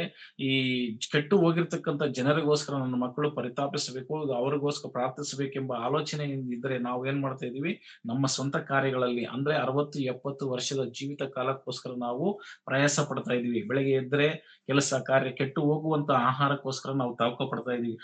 ದೇವ್ರು ಹೇಳ್ತಾ ಇದಾರೆ, ನಾನೇ ನಿಮಗೆ ಆಹಾರವನ್ನು ಕೊಡ್ತೀನಿ, ಅಂದ್ರೆ ನಾನೇ ಜೀವದ ರೊಟ್ಟಿ. ನಿತ್ಯ ಜೀವಕ್ಕಾಗಿ ತವಕ ಪಡ್ರಿ, ನಿತ್ಯ ಜೀವಕ್ಕಾಗಿ ಬೇಕಾಗಿರ್ತಕ್ಕಂಥದಕ್ಕೋಸ್ಕರ ನೀವು ತವಕ, ಅಂದ್ರೆ ದೇವರ ರಾಜ್ಯಕ್ಕೋಸ್ಕರ, ನೀತಿಗೋಸ್ಕರ ತವಕ ಪಡ್ರಿ ಎಂಬುದಾಗಿ. ಆದ್ರೆ ದೇವರು ಎಷ್ಟೋ ಮಾತುಗಳು ನಮಗೆ ತಿಳಿಯಪಡಿಸಿದ್ದಾರೆ ಪ್ರಿಯ. ನಾನು ನಿಮಗೆ ಆಶ್ರಯವಾಗಿದ್ದೇನೆ, ನಾನು ನಿಮ್ಮ ರೆಕ್ಕೆಯ ಮರೆಯಲ್ಲಿ ನಿಮಗೆ ಆಶ್ರಯ ಕೊಟ್ಟಿದ್ದೇನೆ. ಎಷ್ಟೋ ಮಾತುಗಳು, ಅದ್ರ ಮೇಲೆ ವಾಕ್ಯದ ಮೇಲೆ ನಮಗೆ ನಂಬಿಕೆನೇ ಇಲ್ಲ. ಆ ರೀತಿ ಜೀವನ ಮಾಡ್ತಾ ಇದೀವಿ ಪ್ರೇರೆ. ಏನೋ ಕಷ್ಟ, ದುಃಖ, ಶೋಧನೆ ಬಂದಾಗ ನಾವು ಮನುಷ್ಯರನ್ನ ಹುಡುಕ್ತಿವಿ ಹೊರತು ದೇವರನ್ನ ಹುಡುಕ್ತಾ ಇಲ್ಲ ಪ್ರೇರೆ. ಆದ್ರೆ ದೇವರು ನಮ್ಮ ಮೇಲೆ ಒಂದು ವಿಶೇಷವಾದಂತ ಒಂದು ದೀರ್ಘ ಶಾಂತದಿಂದ ನಮ್ಮನ್ನು ಕಾಯ್ತಾ ಇದ್ರು. ಇವತ್ತಲ್ಲ ನಾಳೆ ನನ್ನ ಮಕ್ಕಳು ಬದಲಾಗ್ತಾರೆ, ನನ್ನ ಬಳಿಗೆ ಬರ್ತಾರೆ, ನನ್ನ ಕಾರ್ಯಗಳನ್ನು ಮಾಡ್ತಾರೆ, ನನ್ನ ಒಂದು ಕ್ರಿಯೆಗಳನ್ನು ನಡೆಸ್ತಾರೆ, ನನ್ನ ನಾಮವನ್ನು ಪ್ರಖ್ಯಾತಿ ಪಡಿಸ್ತಾರೆ, ಭೂಮಿ ಮೇಲೆ ಅನೇಕರಿಗೆ ಸುವಾರ್ತೆಯನ್ನು ಸಾರ್ತಾರೆ, ನಾನು ಯಾರೆಂಬುದಾಗಿ ತಿಳಿಸಿಕೊಡ್ತಾರೆ ಎಂಬ ಒಂದು ಆಲೋಚನೆಯಲ್ಲಿ ದೇವರು ಇದ್ದಾರೆ ಪ್ರೇರೆ. ಆದ್ರೆ ಮನುಷ್ಯರಾಗಿರ್ತಕ್ಕಂಥ ನಾವು ನಮ್ಮ ಸ್ವಂತ ಕಾರ್ಯಗಳಲ್ಲಿ ನಾವು ಬಿಜಿಯಾಗಿ ಬಿಟ್ಟಿದ್ದೀವಿ ಪ್ರೇರೆ. ಆದ್ರೆ ದೇವರು ಇಷ್ಟೆಲ್ಲ ಒಂದು ಒಳ್ಳೆ ಆಲೋಚನೆಗಳು ನಮ್ಗೆ ಸತ್ಯವೇದದಲ್ಲಿ ನಮ್ಗೆಲ್ಲವನ್ನು ನಮ್ಮ ಬಗ್ಗೆ ಬರೆಸಿಕ್ಕಿರುವಾಗ ನಾವು ಸರಿಯಾಗಿ ಅದನ್ನ ಓದ್ತಾ ಇಲ್ಲ, ಸರಿಯಾಗಿ ನಾವು ಅರ್ಥ ಮಾಡ್ಕೊಳ್ತಾ ಇಲ್ಲ, ಸರಿಯಾಗಿ ನಮ್ಮ ಮಕ್ಕಳನ್ನ ಆ ಒಂದು ಮಾರ್ಗದಲ್ಲಿ ನಡೆಸ್ತಾ ಇಲ್ಲ ಎಂಬುದಾಗಿ ನಾವು ವಾಕ್ಯದಲ್ಲಿ ನಾವು ನೋಡ್ತಾ ಇದೀವಿ ಪ್ರೇರೆ. ಅದೇ ರೀತಿಯಾಗಿ ದೇವರು ಯಾವ ರೀತಿ ನಮ್ಮ ಮೇಲೆ ಎಷ್ಟೊಂದು ಪ್ರೀತಿ ಇಟ್ಟಿದ್ದಾರೆ ಅಂತ ನಾವು ನೋಡುವುದಾದ್ರೆ ಪ್ರೇರೆ, ಯಾಕೆಂದ್ರೆ ನಾವು ಹುಟ್ಟಿಸಿದಂತ ದೇವರು ಅಂದ್ರೆ ನಾಟಿ ಮಾಡಿದ ದೇವರು ನೀರು ಹಾಕುವುದಿಲ್ಲವೇ ಎಂಬುದ ಗಾದೆ ಮಾತು ಇರುವ ಪ್ರಕಾರ, ಹುಟ್ಟಿಸಿದಂತ ದೇವರು ನಮಗೆ ಹೊತ್ತಿಗೆ ನಮಗೆ ಏನ್ ಬೇಕೋ, ನಮಗೆ ಏನು ಒದ್ದಿಕೊಳ್ಳಬೇಕು, ಏನು ಊಟ ಮಾಡಬೇಕೆಂಬುದಾಗಿ ಗೊತ್ತಿಲ್ವಾ, ನಮ್ಗೆ ಎಲ್ಲವನ್ನು ಒದಗಿಸಿಕೊಡುವಂತ ದೇವರಾಗಿದ್ದಾರೆ ಪ್ರೇರೆ. ಆದ್ರಿಂದ ಒಂದು ನಮ್ಮ ಬಗ್ಗೆ ದೇವರು ಒಂದು ಪ್ರವಾದಿ ಮೂಲಕ ಹೇಳುವಂತ ಮಾತು ನೋಡುವುದಾದ್ರೆ ಪ್ರೇರೆ, ಯೆರೆಮೀಯನ ಗ್ರಂಥ 31ನೇ ಅಧ್ಯಾಯ 20ನೇ ವಚನವನ್ನು ನೋಡೋಣ ಪ್ರೇರೆ. ಯೆರೆಮೀಯನ ಗ್ರಂಥ, ಯೆರೆಮೀಯನ ಪ್ರವಾದನೆ ಗ್ರಂಥ 31ನೇ ಅಧ್ಯಾಯ 20ನೇ ವಚನ. ಯೆಹೋವನು ಇಂತೆನ್ನುತ್ತಾನೆ, ಎಫ್ರಾಯೀಮು ನನಗೆ ಪ್ರಿಯ ಪುತ್ರನು, ಮುದ್ದು ಮಗುವು. ಏನು, ಅವನು ಹೆಸರೆತ್ತಿದಾಗೆಲ್ಲ ಅವನನ್ನು ಜ್ಞಾಪಿಸಿಕೊಳ್ಳುತ್ತಲೇ ಬರುತ್ತೇನೆ. ಇದರಿಂದ ನನ್ನ ಕರುಳು ಅವನಿಗಾಗಿ ಮರುಗುತ್ತದಲ್ಲ, ಅವನನ್ನು ಕರುಣಿಸುವೆನು. ಇಲ್ಲಿ ಎಫ್ರಾಹಿಮ್ ಅಂತಂದ್ರೆ ಇಸ್ರಾಯೇಲ್ ಎಂಬುದಾಗಿ ನಾವು ನೋಡ್ತೀವಿ. ಅಬ್ರಾಹ್ಮನ ಮಗ ಈಸಾಕನ ಮಗ ಯಾಕೋಬನಿಗೆ ದೇವರು ಕೊಡುತ್ತಿರುವಂತ ಒಂದು ಇಸ್ರಾಯೇಲ್ ಎಂಬುದಾಗಿ. ಇಸ್ರಾಯೇಲ್ ವಂಶದಲ್ಲಿ ಎಫ್ರಾಹಿಮ್ ಅಂದ್ರೆ ಇಲ್ಲಿ ಎಫ್ರಾಹಿಮ್ ಅಂತಂದ್ರೆ ಪ್ರಿಯರೇ, ಅಲ್ಲಿ ಬರೀ ಅವ್ರಿಗೆ ಮಾತ್ರ ವರ್ತಿಸೋದಿಲ್ಲ, ನಮಗೂ ಕೂಡ ವರ್ತಿಸ್ತದೆ. ಇಲ್ಲಿ ಎಫ್ರಾಹಿಮ್ ಇರುವಂತಹ ಸ್ಥಳದಲ್ಲಿ ನನ್ನ ಹೆಸರು ಅಂದ್ರೆ ನಮ್ಮ ಹೆಸರುಗಳನ್ನು ಸೇರಿಸಿಕೊಂಡು ನಾವು ವಾಕ್ಯ ಓದುವುದಾದ್ರೆ, ಮಂಜು ನನಗೆ ಪ್ರಿಯ ಪುತ್ರನು, ಅತಿ ಪ್ರಿಯನು ಎಂಬುದಾಗಿ ತೆಲುಗು ಬೈಬಲ್ ಅಲ್ಲಿ ವಾಕ್ಯ ಇದೆ. ಬಹು ಪ್ರಿಯನು ಅಥವಾ ಅತಿ ಪ್ರಿಯನು ಎಂಬುದಾಗಿ ದೇವರು ನಮ್ಮನ್ನು, ನಾವು ಎಷ್ಟೇ ತಪ್ಪು ಮಾಡಿದ್ರು ಕೂಡ ನಮಗೆ ಅತಿ ಪ್ರಿಯನು, ಬಹು ಪ್ರಿಯನು, ಮುದ್ದು ಮಗನೇ ಎಂಬುದಾಗಿ ಕರೀತಾ ಇದ್ದಾರೆ ಪ್ರಿಯರೇ. ನಾವು ನಮ್ಮ ಮಕ್ಕಳನ್ನು ಒಂದು ವಯಸ್ಸಿನ ಮಟ್ಟಿಗೆ ನಾವು ಮಕ್ಕಳನ್ನು ಎತ್ತಿಕೊಂಡು ಮುದ್ದಾಡ್ತೀವಿ ಪ್ರಿಯರೇ. ಆದ್ರೆ ಒಂದು ದೊಡ್ಡವನಾದ್ಮೇಲೆ ಪ್ರಾಯಸ್ಥನಾದ್ಮೇಲೆ ನಾವು ಅವರಿಗೆ ಎತ್ಕೊಳ್ಳೋದಾಗ್ಲಿ ಮುದ್ದಿಡುವುದಾಗ್ಲಿ ಮಾಡೋದಿಲ್ಲ. ಆದ್ರೆ ದೇವರ ವಾಕ್ಯ ನಾವು ಸ್ಪಷ್ಟವಾಗಿ ಹೇಳ್ತದೆ, ನೀನು ಮುದುಕನಾದ್ರೂ ಕೂಡ ನಾನು ನಿನ್ನನ್ನು ಎತ್ತಿಕೊಳ್ತೀನಿ. ನಿನಗೆ ನಿನಗೆ ನಾನು ಆಧಾರವಾಗಿದ್ದೇನೆ. ನಿನಗೆ ನಾನು ಪ್ರತಿಯೊಂದನ್ನು ಕೊಡ್ತೀನಿ ಎಂಬುದಾಗಿ ವಾಕ್ಯ ಹೇಳುತ್ತದೆ ಪ್ರಿಯರೇ. ಯೆಹೋವನಿಂತೆನ್ನುತ್ತ ಎಫ್ರಾಯೀಮೇ ನನಗೆ ಪ್ರಿಯ ಪುತ್ರನು. ನಿನ್ನನ್ನು ನನ್ನನ್ನು ನೋಡಿ ದೇವರು ಹೇಳುವಂತ ಮಾತು, ನೀನು ನನಗೆ ಅಮೂಲ್ಯನು, ನೀನು ನನಗೆ ಶ್ರೇಷ್ಠನು, ನೀನು ಅತಿ ಪ್ರಿಯನು, ನನ್ನ ಮುದ್ದು ಮಗು ಎಂಬುದಾಗಿ. ನಾವು ಏನೇ ತಪ್ಪು ಮಾಡಿದ್ರು ದೇವರು ನಮ್ಮನ್ನು ಕ್ಷಮಿಸ್ತಾ ಹೋಗ್ತಾ ಇದಾರೆ ಪ್ರಿಯರೇ. ಆದ್ರೆ ಇದನ್ನು ನಾವು ನೆನಪಿಸ್ಕೊಳ್ತಾ ಇಲ್ಲ. ಒಂದು ಕಾಲ ಬರ್ತದೆ, ಯಾಕೆಂದ್ರೆ ಸೃಷ್ಟಿ ಮಾಡಿದ್ದು ನಾನೇ, ನಿನ್ನ ಈ ರೀತಿ ಬಿಟ್ಟಿರುವುದು ನಾನೇ, ನೀನು ಒಂದಲ್ಲ ಒಂದು ದಿವಸ ನ್ಯಾಯ ತೀರ್ಪಿನ ದಿನದಲ್ಲಿ ನನ್ನ ಬಳಿಗೆ ಬರಲೇಬೇಕು, ಆಗ ಇರ್ತದೆ ಎಂಬುದಾಗಿ ದೇವರು ಬಹಳ ದೀರ್ಘ ಶಾಂತದಿಂದ, ಅಂದ್ರೆ ಭೂಮಿ ಮೇಲೆ ಬದುಕಿರುವಷ್ಟು ದಿವಸಗಳು ಕೂಡ ನಾವು ಏನ್ ಮಾಡ್ತಾ ಇದೀವಿ ಅಂದ್ರೆ ದೇವ್ರನ್ನ ನಾವು ಬಿಟ್ಟು ಅಲಿತಾ ಇದ್ದ ಕಾರಣ ದೇವರು ಹೇಳುವಂತ ಮಾತು, ಒಂದಲ್ಲ ಒಂದ್ ದಿವಸ ನನ್ನ ಬಳಿಗೆ ಬಂದೇ ಬರಬೇಕು. ಯಾಕಂದ್ರೆ ಪ್ರತಿಯೊಬ್ಬರು ಆ ಹೋಗ್ಬೇಕಾದ್ರೆ ಪಾತಾಳ ಎಂಬ ಆ ಒಂದು ಸ್ಥಳಕ್ಕೆ ಹೋಗ್ಲೇಬೇಕು, ಅಲ್ಲಿ ನಮಗೆ ನ್ಯಾಯ ತೀರ್ಪು ಆಗ್ತದೆ ಎಂಬುದಾಗಿ ನಮಗೆ ಗೊತ್ತೇ ಇದೆ ಪ್ರೇರಣೆ. ಇಲ್ಲಿ ದೇವರು ಎಷ್ಟೊಂದು ನಮ್ಮನ್ನು ಪ್ರೀತಿ ಮಾಡ್ತಾ ಇದ್ದಾರೆ ಅಂದ್ರೆ, ಯಾರು ಈ ರೀತಿಯಾಗಿ ಪ್ರೀತಿ ಮಾಡಲ್ಲ ಗಂಡ ಹೆಂಡತಿ ಆಗಿರ್ಬೋದು, ಹೆಂಡತಿ ಮಕ್ಕಳಾಗಿರ್ಬೋದು, ಎಷ್ಟೇ ಲವರ್ಸ್ಗಳಾಗಿರ್ಬೋದು, ಈ ರೀತಿಯಾದಂತ ಪ್ರಿಯ ಪುತ್ರನೇ, ಮುದ್ದು ಮಗನೇ, ಇಷ್ಟೊಂದು ನಮ್ಮನ್ನ ಆದರಿಸುವಂತ ಮಾತುಗಳು, ನಮ್ಮನ್ನು ಸಂತೈಸುವಂತ ಮಾತುಗಳು, ಈ ರೀತಿಯಾಗಿ ದೇವರು ಭೂಮಿ ಆಕಾಶಗಳು ಉಂಟು ಮಾಡಿದ ದೇವರು ಈ ಅಲ್ಪನಾಗಿರ್ತಕ್ಕಂಥ ನನ್ಗೆ ಈ ಮಾತು ಹೇಳ್ತಾ ಇದ್ದಾರೆ. ಆದ್ರೆ ಈ ಮಾತಿನ ಪ್ರಕಾರ ನಾನು ನಡಿಬೇಕು ಎಂಬ ಆಲೋಚನೆ ಮನುಷ್ಯನಿಗೆ ಇಲ್ಲದೆ ಇರತಕ್ಕಂಥದ್ದು ಬಹಳ ಪರಿತಾಪಕರವಾಗಿರುತ್ತದೆ. ಆದ್ರಿಂದ ನಾವು ಈ ಮಾತುಗಳನ್ನು ಕೇಳುವಾಗೆಲ್ಲ ನಾವು ಹೇಗಿರಬೇಕು,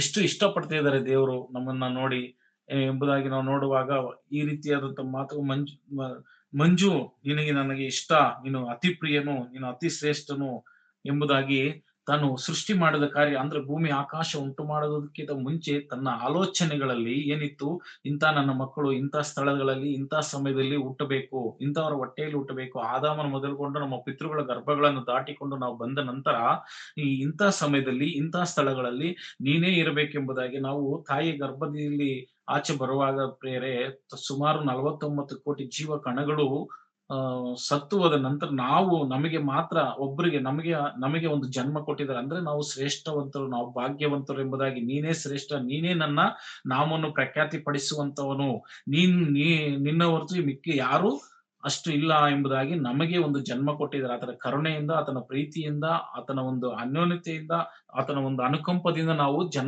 ನಮ್ಮ ತಾಯಿಯ ಗರ್ಭದಿಂದ ರೂಪಿಸಿದ ಅಂದಿನ ಇದುವರೆಗೂ ನಮಗೆ ಬದುಕಿಸ್ತಾ ಇದ್ದಾರೆ, ಜೀವಿಸ್ತಾ ಇದ್ದಾರೆ. ಅಂದ್ರೆ ಅದು ದೇವರ ಕೃಪೆಯಾಗಿದೆ, ದೇವರ ಕರುಣೆಯಾಗಿದೆ. ಎಲ್ಲವನ್ನು ನೆನಪಿಸಿಕೊಂಡವರಾಗಿ ನಾವು ಏನ್ ಮಾಡಬೇಕು, ದೇವರ ಕೆಲಸದಲ್ಲಿ ನಿರತರಾಗಬೇಕು ಪ್ರಿಯರೇ. ದೇವರ ಮಾತು ಯಾವ ರೀತಿ ಹೇಗೆ ಹೇಳ್ತದೋ ಪ್ರತಿಯೊಂದು ಆಜ್ಞೆಗಳಿಗೆ ವಿಧೇಯರಾಗಬೇಕು. ದೇವರನ್ನ ನಾವು ಸಂತೋಷ ಪಡಿಸಬೇಕು, ದೇವರನ್ನ ಮಹಿಮೆ ಪಡಿಸಬೇಕು, ದೇವರ ವಾಕ್ಯಗಳನ್ನು ಓದಬೇಕು, ನಮ್ಮ ಮಕ್ಕಳಿಗೆ ತಿಳಿಸಿಕೊಡ್ಬೇಕು. ಅದೇ ರೀತಿಯಾಗಿ ಸಭೆ ಕಾರ್ಯಗಳಲ್ಲಿ ಭಾಗವಹಿಸಬೇಕು, ಸೇವಾ ಕಾರ್ಯಗಳಲ್ಲಿ ಭಾಗವಹಿಸಬೇಕೆಂಬ ಆಲೋಚನೆಯಿಂದ ದೇವರು ಈ ಮಾತುಗಳನ್ನು ಈ ದಿನ ನಮಗೂ ನಿಮಗೂ ಹೇಳ್ತಾ ಇದ್ದ ಪ್ರೇರೆ. ಅದೇ ರೀತಿಯಾಗಿ ಎಫ್ರಾಯಿಮ್ ಇಷ್ಟು ಪ್ರೀತಿ ಮಾಡಿದ್ರು ಕೂಡ ಈ ಮಕ್ಕಳು ಏನ್ ಮಾಡ್ತಾ ಇದ್ದಾರೆ, ದೇವರಿಗೆ ದ್ರೋಹ ಮಾಡ್ತಾ ಇದ್ದಾರೆ. ಅಂದ್ರೆ ಪ್ರತಿಯೊಂದು ಜ್ಞಾಪಕ ಪಡಿಸ್ತಾ ಇದ್ರೆ, ಇಲ್ಲಿ ವಾಕ್ಯ ಸ್ಪಷ್ಟವಾಗಿ ಹೇಳ್ತಿದೆ. ಯೆರೆಮೀಯನ ಗ್ರಂಥದಲ್ಲಿ 21ನೇ ವಚನದಲ್ಲಿ ನಾವು ನೋಡುವುದಾದ್ರೆ ಪ್ರಿಯರೇ, ಅವನು ಹೆಸರೆತ್ತಿದಾಗೆಲ್ಲ, ಅಂದ್ರೆ ಮಂಜು ಅಂತ ಹೆಸರು ಕರೆಯುವಾಗ, ಆದ್ರೆ ನಿಮ್ಮ ಹೆಸರು ಹಾಕೊಳ್ಳಿ, ಎಫ್ರಾಯಿಮ್ ಅಂತ ಇರುವ ಸ್ಥಳದಲ್ಲಿ ನಿಮ್ಮ ಹೆಸರು ಹಾಕೊಂಡು ನಿಮ್ಮ ಹೆಸರನ್ನು ಕರೆದಾಗೆಲ್ಲ ಅವನನ್ನು ಜ್ಞಾಪಿಸಿಕೊಳ್ಳುತ್ತಲೇ ಬರುತ್ತಾನೆ. ಜ್ಞಾಪಕ ಮಾಡ್ಕೊಳ್ತಾ ಇದ್ದಾನೆ ಪ್ರಿಯರೇ. ಇಲ್ಲಿ ನಮಗೆ ಕೆಲವೊಬ್ರು ಇಷ್ಟ ಆದವ್ರನ್ನ ನಾವು ನೋಡುವಾಗ, ಅಲ್ಲೇ ನಮ್ಗೆ ಇಷ್ಟರಾದವ್ರು ಯಾರೋ ನಮ್ಮ ಮನೆಯಿಂದ ಅಥವಾ ಅಗಲಿದಾಗ ಅವರು ಮನೆಯಲ್ಲೆಲ್ಲ ಓಡಾಡಿರ್ತಕ್ಕಂಥ ಕೆಲವೊಂದು ಜ್ಞಾಪಕಗಳು ಬರ್ತದೆ. ಈಗ ಒಂದು ಮಗು, ನಮ್ಮ ಸಹೋದರರ ನಮ್ಮ ಸ್ನೇಹಿತರ ಮಗು ತನ್ನ ವಿದ್ಯಾಭ್ಯಾಸ ಸರಿಯಾಗಿ ಬಂದಿಲ್ಲ ಅಂತೇಳಿ ಮಕ್ಕಳು ಸ್ಕೂಲಲ್ಲಿ ಬೈದ್ರು ಅಂತೇಳಿ, ಮತ್ತೆ ಮನೆಯಲ್ಲಿ ಬೈದ್ರು ಅಂತೇಳಿ, ಮೊನ್ನೆ ಚಿಕ್ಕ ವಯಸ್ಸು ಮಗು, 15 ವರ್ಷದ ಮಗು ನೇಣು ಹಾಕೊಂಡ್ಬಿಡ್ತು ಪ್ರಿಯರೇ. ಆ ಅಪ್ಪ ಅಮ್ಮನಿಗೆ ಈಗ ಏನಾಗಿದೆ ಅಂದ್ರೆ, ಮನೆಯಲ್ಲೆಲ್ಲ ಅವನು ಕುತ್ಕೊಂತ ಇದ್ದ, ಎದ್ದೊಳ್ತಾ ಇದ್ದ, ಇಲ್ಲಿ ತಿರುಗಾಡ್ತಾ ಇದ್ದ, ಮಾತಾಡ್ತಾ ಇದ್ದ, ಆ ಜ್ಞಾಪಕಗಳು ಬರ್ತದೆ ಪ್ರಿಯರೇ.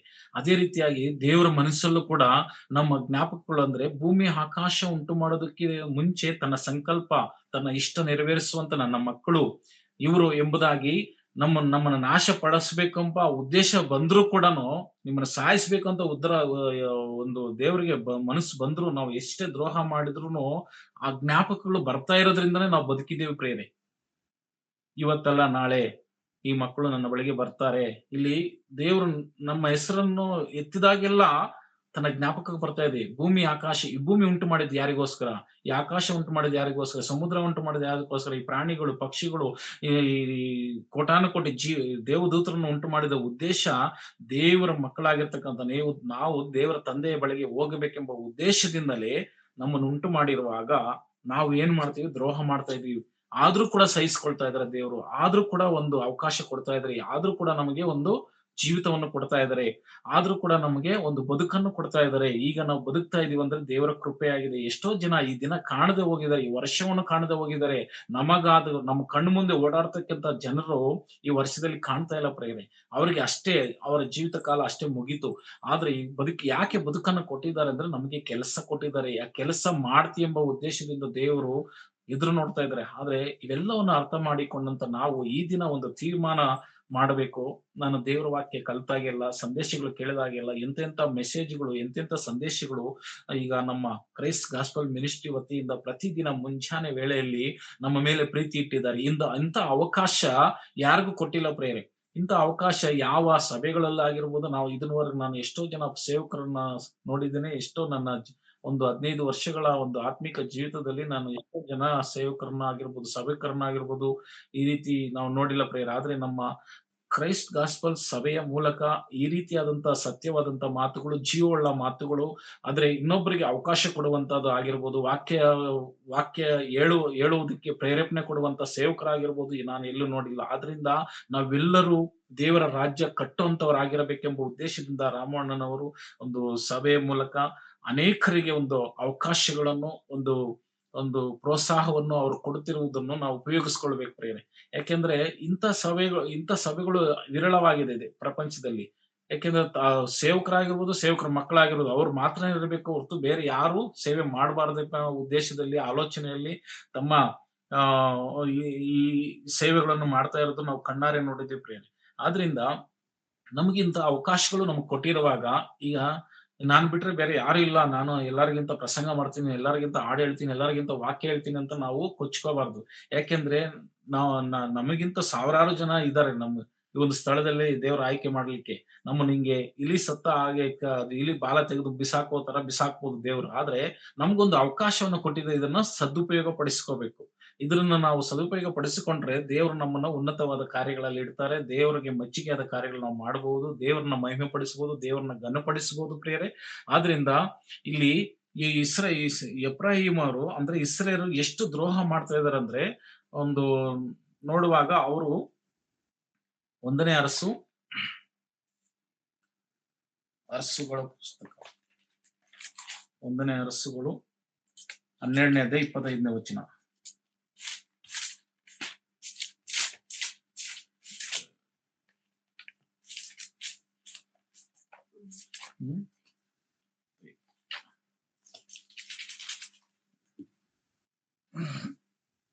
ಯರೊಬ್ಬಾಮನು ಎಫ್ರಾಯಿಂ ಬೆಟ್ಟದ ಸೀಮೆಯಲ್ಲಿ ಶೆಕೆಮ್ ಪಟ್ಟಣವನ್ನು ಭದ್ರಪಡಿಸಿ ಅಲ್ಲಿ ವಾಸಿಸಿದನು.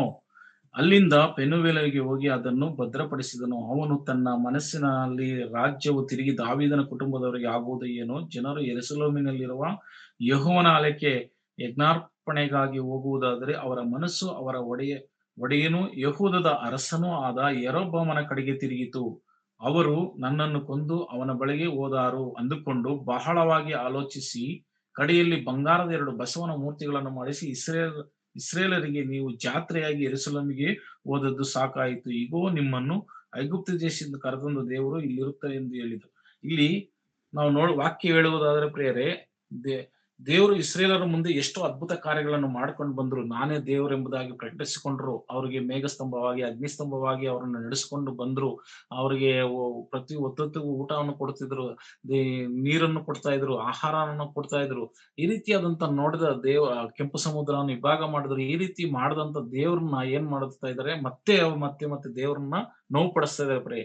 ಆ ರೀತಿ ನಾವು ಇರಬಾರ್ದೆಂಬ ಉದ್ದೇಶದಿಂದ ಈ ಮಾತುಗಳನ್ನು ಹೇಳ್ತೇನೆ ಪ್ರೇರೆ. ಅವರು ವಿಗ್ರಹಗಳಿಗೆ ಅಡ್ಡ ಬೀಳ್ತಾ ಇದ್ದಾರೆ. ಬಸವನ ಮೂರ್ತಿಗಳನ್ನು ಮಾಡಿಕೊಂಡು ದೇವ್ರನ್ನು ದುಃಖಪಡಿಸುವಂತ ಕಾರ್ಯಗಳು ಮಾಡ್ತಾ ಇದ್ರು ಕೂಡ. ಆದ್ರೂ ದೇವ್ರು ಇಲ್ಲಿ ನನ್ನ ಮುದ್ದು ಮಗನೇ ಎಂಬುದಾಗಿ ಕರೀತಾರೆ ಅಂತಂದ್ರೆ ದೇವ್ರು ಎಷ್ಟೊಂದು ಪ್ರೀತಿ ಪೂರ್ಣಕನಾದ ಎಂಬುದನ್ನು ನಾವು ನೋಡ್ತೀವಿ ಪ್ರೇರೆ.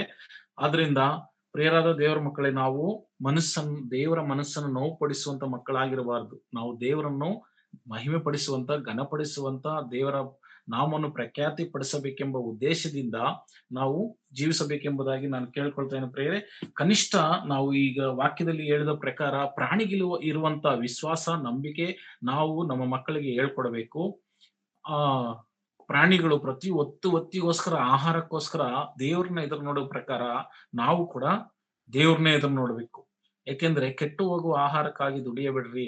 ಯಾಕಂದ್ರೆ ಭೂಲೋಕದಲ್ಲಿ ಗಂಟು ಮಾಡಿ ಇಟ್ಟುಕೊಳ್ಳಬೇಡ್ರಿ, ಪರಲೋಕದ ಗಂಟು ಮಾಡಿ ಇಟ್ಟುಕೊಳ್ರಿ. ಭೂಲೋಕದಲ್ಲಿ ಇರುವಂತದ್ದು ಕಿಲುಬತ್ತದೆ, ನುಸಿ ಇಡ್ತದೆ, ಅದು ನಾಶವಾಗುವಂತದ್ದು. ದೇವ್ರು ಹೇಳ್ತಿದ್ರೆ, ಮನುಷ್ಯ ರೊಟ್ಟಿ ತಿಂದ ಮಾತ್ರಕ್ಕೆ ಬದುಕೋದಿಲ್ಲ, ನನ್ನ ಬಾಯಿಂದ ಹೊರಡುವಂತ ಪ್ರತಿಯೊಂದು ಮಾತಿನಲ್ಲೂ ಬದುಕುತ್ತಾನೆ ಎಂಬುದಾಗಿ ವಾಕ್ಯ ಹೇಳ್ತದೆ ಪ್ರಿಯರೇ. ಯಾಕಂದ್ರೆ ದೇವರು ಪ್ರಾರಂಭದಲ್ಲಿ ಸೃಷ್ಟಿ ಮಾಡುವಂತ ಸಮಯದಲ್ಲಿ ಈ ಹಣ್ಣುಗಳು ಉಂಟಾಗ್ಲಿ, ಪಕ್ಷಿಗಳು ಉಂಟಾಗ್ಲಿ, ಗಟ್ಟಿಯಾಗಿ ತನ್ನ ಮಾತುಗಳಿಂದನೇ ಈ ಪ್ರಪಂಚದ ಪ್ರತಿಯೊಂದು ಹಣ್ಣು ಹಂಪಲು, ಪ್ರತಿಯೊಂದು ಕಾಯಿಗಳು, ಪಲ್ಯಗಳು, ಪ್ರತಿಯೊಂದು ತರಕಾರಿಗಳು, ಪ್ರತಿಯೊಂದು ಕೂಡ ದೇವರ ಮಾತಿಂದ, ಆ ಶಬ್ದದಿಂದ ಉಂಟಾಗಿರ್ತಕ್ಕಂತ ಆ ಹಣ್ಣುಗಳನ್ನು ತಿಂದ್ರೆ ನಾವು ಬದುಕ್ತಾ ಇದೀವಿ ಪ್ರಿಯರೇ. ಇದನ್ನ ಅರ್ಥ ಮಾಡಿಕೊಂಡು ದೇವರ ಮಾತು, ಪ್ರತಿಯೊಂದು ಮಾತಿನ ಮೇಲೆ ನಂಬಿಕೆ, ವಿಶ್ವಾಸ ಹೆಚ್ಚಿಸಿಕೊಳ್ಳಬೇಕು. ನಾವು ಪ್ರತಿಯೊಂದು ದಿನಾನು ಕೂಡ ನಾವು ಮಾತಿನ ಮೇಲೆ ಆ ಒಂದು ನಂಬಿಕೆಯನ್ನು ಹೆಚ್ಚಿಸಿಕೊಂಡು ನಾವು ಮುಂದುವರಿಸಿಕೊಂಡು ದೇವರಿಗೆ ಇನ್ನೂ ಹೆಚ್ಚಾಗಿ ಭಯಪಡುವಂತ ಭಯದಲ್ಲಿ, ಭಕ್ತಿಯಲ್ಲಿ, ಸಭೆ ಒಂದು ಕಾರ್ಯಗಳಲ್ಲಿ ನಾವೆಲ್ಲರೂ ಐಕ್ಯಮತ್ಯದಿಂದ, ಪ್ರೀತಿಯಿಂದ, ಅನ್ಯೋನ್ಯತೆಯಿಂದ ಮಾಡುವವರಾಗಿದೆ. ದೇವರು ದೊಡ್ಡ ಕಾರ್ಯಗಳನ್ನು ಮಾಡುವಂತವರಾಗಿದ್ದಾರೆ ಪ್ರಿಯರೇ. ಈ ಸಂದೇಶ ನಾನು ಮೊದಲನೇದಾಗಿ ಹೇಳಿರೋ ಕಾರಣ ಕೆಲವು ನನ್ನ ಬಾಯಿ ಸ್ವಲ್ಪ ತಡ ಆಗಿರೋದ್ರಿಂದ ಕೆಲವು ಕ್ಷಮಿಸಬೇಕು. ಯಾಕೆಂದ್ರೆ ಅದನ್ನು ಸರಿಪಡಿಸಿಕೊಳ್ಳುವಂತ, ಮೊದಲನೇ ಫಸ್ಟ್ ದಿನ ನಾನು ಈ ದಿನ ಸಂದೇಶ ಕೊಟ್ಟಿರೋದು ಕಾರಣ ಏನಾದ್ರು ತಪ್ಪಾಗಿದ್ರೆ ನೀವೆಲ್ಲರೂ ಕ್ಷಮಿಸಬೇಕೆಂಬುದಾಗಿ ನಾನು ಕೇಳ್ಕೊಳ್ತಾ ಇದ್ದೀನಿ ಪ್ರಿಯರೇ. ನೆಕ್ಸ್ಟ್ ಟೈಮ್ ಸಂದೇಶ ಕೊಡುವಾಗ ಅದನ್ನು ಸರಿಪಡಿಸ್ಕೊಳ್ತೇನೆ. ನನಗೋಸ್ಕರ ನೀವು ಪ್ರಾರ್ಥನೆ ಮಾಡ್ರಿ. ಇನ್ನು ದೇವರ ಮಾತುಗಳನ್ನು ದೇವರ ಅವಕಾಶ ಕೊಟ್ರೆ ನೆಕ್ಸ್ಟ್ ನಾವು ಒಂದೊಂದು ಅಂಶಗಳು, ಸುಮಾರು ಅಂಶಗಳನ್ನು ನಾವು ಧ್ಯಾನ ಮಾಡೋಣ ಪ್ರಿಯರೇ. ಈಗ ನಾವು ಕಣ್ಣು ಮುಚ್ಚಿದಾದ್ರೆ ನಾವು ಪ್ರಾರ್ಥನೆ ಮಾಡಿ ಒಂದು ಸಂದೇಶವನ್ನು ಮುಗಿಸ್ಕೊಳ್ಳೋಣ ಪ್ರಿಯರೇ. ನಮ್ಮನ್ನು ಬಹಳವಾಗಿ ಪ್ರೀತಿ ಮಾಡುವ ತಂದೆ, ನಿನ್ನ ನಾಮವನ್ನು ಮಹಿಮೆ ಪಡಿಸುವಂತೆ ಕರ್ತನೆ ಕೃಪೆ ಮಾಡಿದಕ್ಕಾಗಿ ಸ್ತೋತ್ರ ಮಾಡುತ್ತೇನೆ. ನೀವು ನಮಗೆ ತಿಳಿಸಿಕೊಟ್ಟಂತ ಸ್ವಲ್ಪ ಜ್ಞಾನದಲ್ಲಿ ಸ್ವಾಮಿಯಪ್ಪ, ನಿಮ್ಮ ಮಾತುಗಳನ್ನು ಇದ್ದ ಹಾಗೆ ಸ್ವಾಮಿ ನಿಮ್ಮ ಮಕ್ಕಳಿಗೆ ತಿಳಿಸಿದ್ದೇನೆ ದೇವರೇ. ಅಪ್ಪ, ಇನ್ನೂ ಹೆಚ್ಚಾಗಿ ನನ್ನ ಮಾತುಗಳು ಕರ್ತನೆ ತಡವಾಗಿದ್ರೆ ಅದನ್ನು ಕ್ಷಮಿಸಿ, ನಮ್ಮ ಬಾಯಿ ಮಾತುಗಳನ್ನು ಸ್ಪಷ್ಟಪಡಿಸಿ ನಿನ್ನ ಮಕ್ಕಳಿಗೆ ಅರ್ಥ ಆಗುವ ರೀತಿಯಲ್ಲಿ ಮತ್ತೊಂದು ಅವಕಾಶಗಳನ್ನು ಕೂಡಿಸಿಕೊಟ್ರೆ ನಾವು ಮಾಡ್ತೀವಿ ಎಂಬುದಾಗಿ ಕರ್ತನೆ ಪ್ರಾರ್ಥನೆ ಮಾಡ್ತಾ ಇದ್ದೀನಿ ಸ್ವಾಮಿ. ಕೇಳಿದಂತ ನಿನ್ನ ಮಕ್ಕಳು ಎಷ್ಟರಾಗಿ ಅವ್ರಿಗೆ ಅರ್ಥ ಆಗಿದೆ ನನಗೆ ಗೊತ್ತಿಲ್ಲ ತಂದೆ. ನೀವು ಅವರ ಹೃದಯದಲ್ಲಿ ಕಾರ್ಯ ಮಾಡಿ ಮಕ್ಕಳ ಮನಸ್ಸು ಅಪ್ಪ ನಿನ್ನ ಕಡೆಗೆ ತಿರುಗಿಸಿಕೊಳ್ಳಬೇಕೆಂದು, ಅವರು ನಿನ್ನ ಕೆಲಸಗಳಲ್ಲಿ ಇರಬೇಕೆಂದು, ಅದೇ ರೀತಿಯಾಗಿ ಅವರು ಪೂರ್ಣ ಹೃದಯದಿಂದ, ಪೂರ್ಣ ಪ್ರಾಣದಿಂದ ನಿಮ್ಮನ್ನು ಸ್ತುತಿಸಿ, ನಿಮ್ಮನ್ನು ಆರಾಧಿಸುವಂತ, ನಿಮ್ಮ ಸೇವೆ ಮಾಡುವಂತ ಅತ್ಯಾನದಿಂದ ನಿಮ್ಮ ಕೆಲಸಗಳಲ್ಲಿ ಇರಬೇಕೆಂಬುದಾಗಿ ನಾನು ಅವರಿಗೋಸ್ಕರ ಪ್ರಾರ್ಥನೆ ಮಾಡ್ತಾ ಇದ್ದೀನಿ ಸ್ವಾಮಿ. ಒಂದು ಅವಕಾಶ ಕೊಟ್ಟಿದ್ದಕ್ಕಾಗಿ ಕರ್ತನೆ ಅಪ್ಪ ನಿಮಗೆ ಸ್ತೋತ್ರಗಳನ್ನು ಸಲ್ಲಿಸುತ್ತೇನೆ. ಅದೇ ರೀತಿಯಾಗಿ ಸೇವಕರಿಗೂ ನಾನು ವಂದನೆಗಳನ್ನು ಸಲ್ಲಿಸುತ್ತೇನೆ ಅಪ್ಪ. ಅದೇ ರೀತಿಯಾಗಿ ನಮ್ಮನ್ನು ಒಪ್ಪಿಸಿಕೊಡದೆ ಕೂಡಿ ಬಂದ ಪ್ರತಿಯೊಂದು ಕುಟುಂಬಗಳನ್ನು ಕೇಳಿದಂತೆ ಎಲ್ಲಾ ನಿನ್ನ ಮಕ್ಕಳನ್ನು ನಿನ್ನ ಕರಗಳಲ್ಲಿ ಸಮರ್ಪಿಸ್ತಾ ಈ ಒಂದು ಪ್ರಾರ್ಥನೆಯನ್ನು ಯೇಸು ಕ್ರಿಸ್ತನ ಮಧುರವಾದ ನಾಮದಲ್ಲಿ ಪ್ರಾರ್ಥನೆ ಸಮರ್ಪಿಸಿ ಬಿಡದೇನೆ. ಪ್ರೀತಿಯ ಪರಲೋಕ ತಂದೆ, ಆಮೆನ್. ನಮ್ಮ ತಂದೆಯಾದ ಅಪಾರವಾದ ಪ್ರೀತಿಯು, ಯೇಸು ಕ್ರಿಸ್ತನ ಮಹಾಕೃಪೆಯು, ಪರಿಶುದ್ಧಾತ್ಮನ ಪ್ರೀತಿ, ಅನ್ಯೋನ್ಯ ಸಹವಾಸ ನಮ್ಮ ಮೇಲೆ ಸದಾಕಾಲ, ನಮ್ಮ ಸಭೆಗಳ ಮೇಲೆ, ಭಕ್ತರ ಮೇಲೆ ಯಾವ ಸದಾಕಾಲ ಇರೆಯುವುದಾಗಿ ನಾವು ಹೇಳುತ್ತೇನೆ. ಆಮೆನ್. ಆಮೆನ್. ಎಲ್ಲರಿಗೂ ವಂದನೆಗಳು.